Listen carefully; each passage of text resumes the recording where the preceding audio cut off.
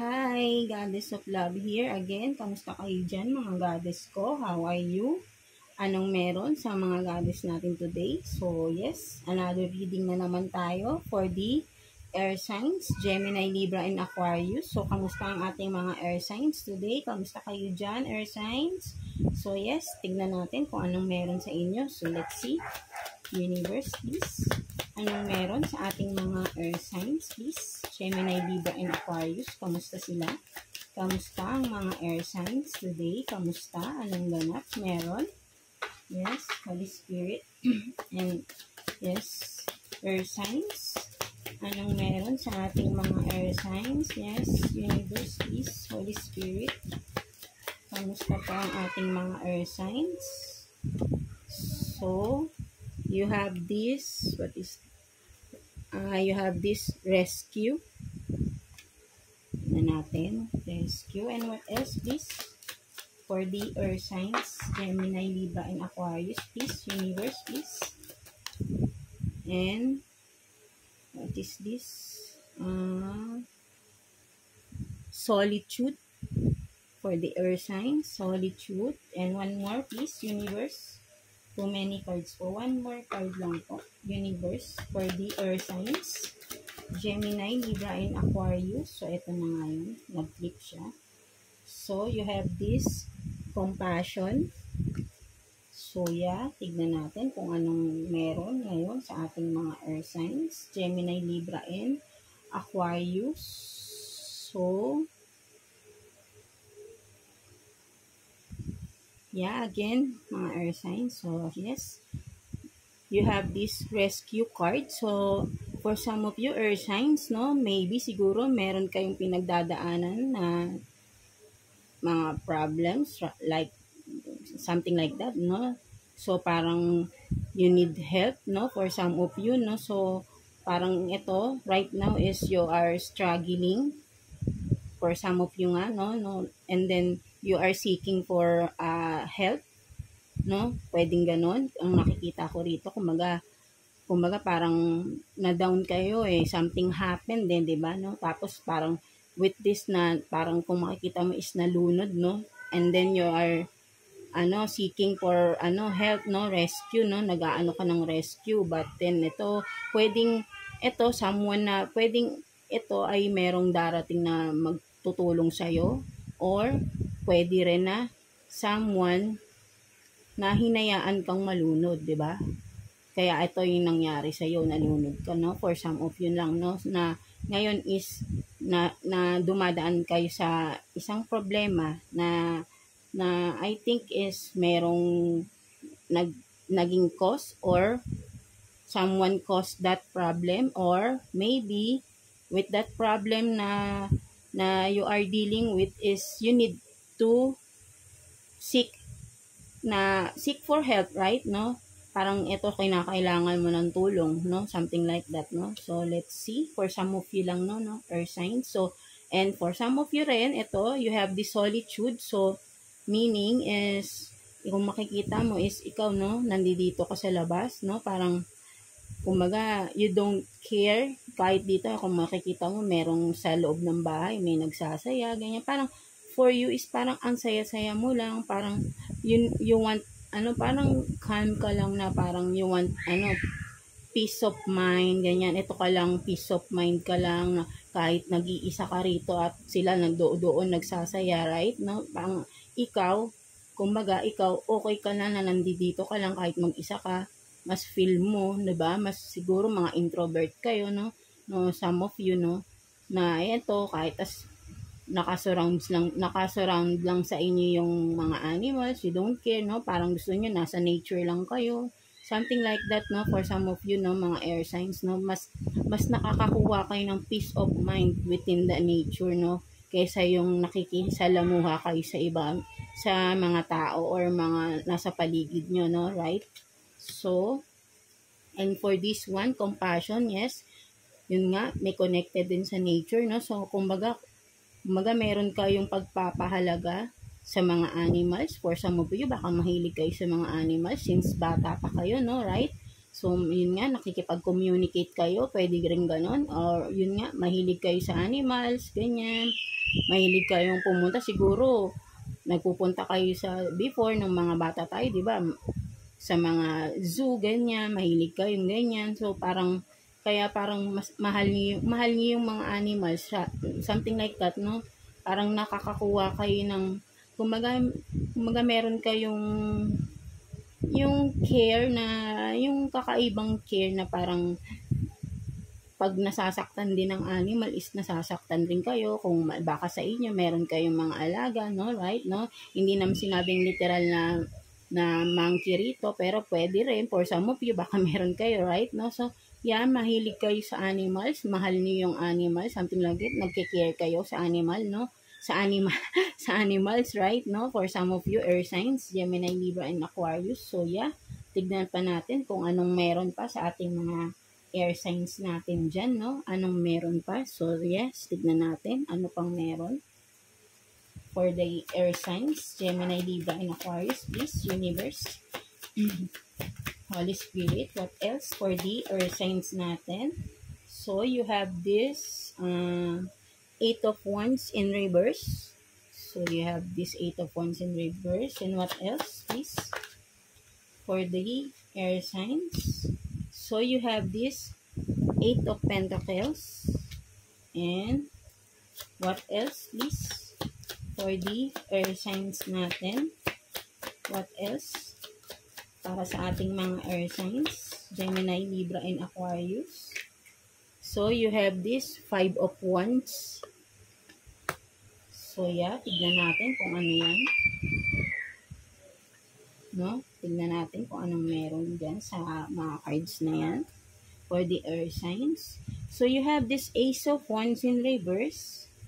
No? Ace of Wands in reverse. So, meaning, parang ang nakikita ko rito kasi kung hindi siya naka-reverse is ito. 'Di ba? Something creative, no? So, ang mga air signs naman talaga is more on creativity talaga yan no, right? So, parang pero, kasi naka-reverse siya, so maybe, for some of you air signs is, meron pa kayong mga talents, mga hidden talents, right? No, na hindi nyo pa na ilalabas, no, air signs, Gemini, Libra, and Aquarius, no? For some of you lang, no? Meron pa kayong mga talents o meron pa kayong mga madidiscover na talents na hindi nyo pa alam, something like that, pero meron na sa inyo, no? Kumbaga, parang ito, sinasabi sa inyo to explore or to discover more of your knowledge, I mean, talents, right? No? So, yeah, maybe for some of you is baka marunong kayo sa pagpe-painting, di ba? Right? No? Baka hindi nyo pa na-discover sa sarili nyo, no?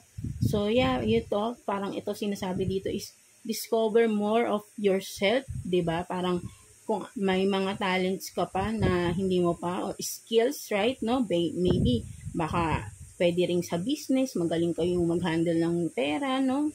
Financial, no? Something like that, no? Meron kayong mga potential skills na hindi nyo pa nailalabas or hindi nyo pa nalalaman sa sarili nyo, no? Right? No? Kasi naka-reverse kasi. So, meaning, hindi nyo pa siya na-discover, no? Or maybe, alam nyo na rin sa sarili nyo, pero hindi nyo pa nagagawa. Kumbaga, parang naiisip nyo na, but then, parang nag-aalangan kayong gawin, no? Something like that, no? So, yes, and with this Eight of Pentacles, so for some of you, air signs, Gemini, Libra, and Aquarius, no? For some of you is ito, kumbaga, focus kayo sa inyong financial, no? Ano kayo, mino-workout nyo talaga, kumbaga, parang focus kayo, stability nyo, no? Ito, kumbaga, nagdodoble kahit kayo, no? With this, no? Kumbaga, nagdodoble yung strength nyo ba, kumbaga parang 24 hours nagtatrabaho kayo, no? Hindi kayo nagpapahinga, no? Parang gano'n, di ba? So, kumbaga, yun, parang ang sipag-sipag, no? And with this Five of Wands, no? For some of you earth signs, no? Meron kung halimbawa sa financial din, pwedeng may mga ka-competition kayo, pwedeng sa business, or kung nag-work kayo sa isang company, may mga ka-competition kayo doon, ng mga ka-workmates nyo, no? Something like that, no? Hindi naman natin maiiwasan yan, kasi natural lang yun. Kung halimbawa sa business, talagang meron tayong ka-competition. But then again, kung baga, go with the flow lang kayo. Huwag niyong pansinin kung halimbawa mayroong mga naninira sa inyong business or sa inyong job, no? Right? So, huwag kayong mag-alala. Kumbaga, dito kasi kung makikita mo, may game, may kumbaga, naglalaban-laban, no? So, yun nga, parang maraming gustong pabagsakin ka, pwede rin, no? Pero kasi, kumbaga, makikita mo, ikaw dito, air signs, ikaw yung may hawak ng controller, no? So, meaning, kontrolado mo, 'di ba? Kontrolado mo yung sitwasyon. Kumaga pwedeng gano'n, no? Kahit na anong mangyari, ikaw at ikaw pa rin yung mananalo, 'di ba? Ikaw pa rin yung nasa top, no? Something like that, no? So ayun yung nakikita ko rito ng mga air signs natin diyan. So yes. So let's see ano pang meron sa ating mga air signs, Gemini, Libra, and Aquarius. Tignan natin. For the air signs natin, universe, please. Holy Spirit. So we have this water sign, fake, backstab, enemy, hex. So, for some of you air signs, meron kayong someone around you or kung sino man itong water sign natin na Cancer, Scorpio, or Pisces, or kahit sino naman, hindi naman siguro literal na ano, pero if ever na mag-resonate lang to sa inyo, no, na nagba-backstab daw, fake sa inyo, no, kumbaga parang, kumbaga hindi mo nalalaman to na may someone sa na nandyan lang sa paligid mo, fake pala, kumbaga binabackstab ka, sinisiraan ka, no? Yeah, pwede rin to katulad nung kanina, no? 'Di ba sa 5 of Wands, no? Parang yun nga merong mga gustong makipag-competition sa iyo, 'di ba, no? Feeling nila kaaway ka, no? Kaya nga kasi nakikita nila mas angat ka pa rin sa kanila, no? Kahit na anong gawin nila, no? So ang ginagawa na lang nila is sinisiraan ka na lang if sa business mo kasi sinisiraan ka. So parang sinasabi rito, silang alalahanin, no? Meron pang iba baka sinusumpa-sumpa ka pa siguro, no? So basta manalig lang kayo kay God, no? Si God lang yung sandalan nyo, no? Hindi magtatagumpay yung mga ganitong tao. So yeah. And what else? Only you they can trust on this. So yeah, 'di ba? So for some of you, no, katulad no sa work nyo, kaya siguro maganda yung, maybe for some of you maganda yung position nyo, no? Tapos merong mga, yun nga, may mga naninira, 'di ba? Something like that. Kasi nga kahit anong gawin nila, kasi ikaw lang naman talaga ikaw lang yung pinagkakatiwalaan ng company nyo, di ba? Kaya sa'yo nilalatag yung mga projects, pwedeng gano'n, no? So, ang iba naiinggit, di ba? Pero ikaw talaga kasi lang yung pwede nilang mapagkatiwalaan kung ano man tong ginagawa mo, no? Right? Kung regarding sa company or sa business din, di ba? Ikaw lang yung makakagawa, di ba? Ikaw lang yung pinagkakatiwalaan na gawin tong isang bagay na to, no? Right? So, kayo lang din nakakaalam yan, mga air signs, Gemini, Libra, and Aquarius. So, yeah, tignan pa natin kung anong pang meron, message, or what else, di ba? Dalawa na ulit ang lumabas. So, change your path, career. For some of you air signs, maybe, nag-iisip na kayo na mag-resign sa work or mag-iba ng business, no? For some of you, no? So, maybe ito is a confirmation din na kung ano man, kung halimbawa nakakapag-isip kayo ng ganyan is, yes, tama naman yun. Kumbaga, you're in the right path din na, yeah, na tama lang na mag-change ka na ng career or ng job mo, no? Ng ano mo, kasi hindi na siguro nakakabuti sa'yo, lalo na kung may mga competition na nangyayari, no?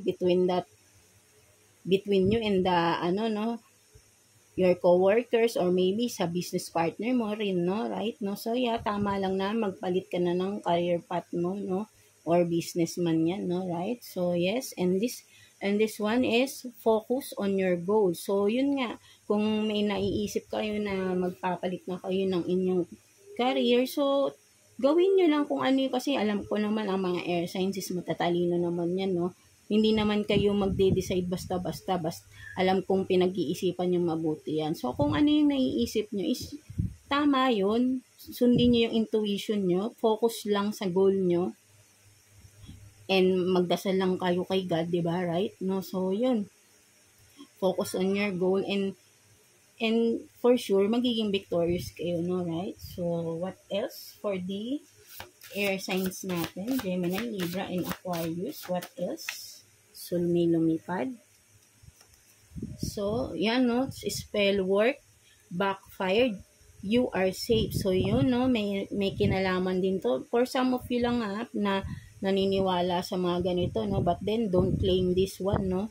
Kasi, hindi maganda rin, no? So, but then, nasabi rito na kahit anong mangyari, kung meron man sa inyong mga nagaganyan, nagagawa ng mga spell work kasi nga naiinggit, don't worry kasi hindi naman yun tatalabin, no? Kasi masama yung inaano nila, kasi kung mabuti kang tao, kung alam mo sa sarili mo air sign sa mabuti kang tao, wala kang tinatapakan, hindi tatama sa iyo to kahit ano pang gawin nilang pang i-spell sa iyo, pang kukulang or whatever, 'di ba? Basta alam mo sa sarili mong mabuti kang tao, never tong tatalab sa iyo, no, air signs. So, yes. So, one more card, please, for the air signs, Gemini, Libra, and Aquarius, please, universe. What else? One more card na lang po, please, for the air signs, Gemini, Libra, and Aquarius, please. So, yun. Diba, sabi ko sa'yo kanina, no, you're in the right path, no? So, ito nga, confirmation, air signs, you're at the right path. So, whatever you're doing right now, or kung meron ka ng mga decisions to change your path, your career, then it's a confirmation from universe, from God, na you're at the right path, no? So, yeah, diba?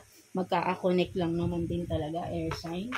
So, yes, tignan pa natin kung ano pang meron para sa ating mga air signs, ano pang mga sitwasyon ninyo ngayon, no, air signs. So, yes, tignan pa natin.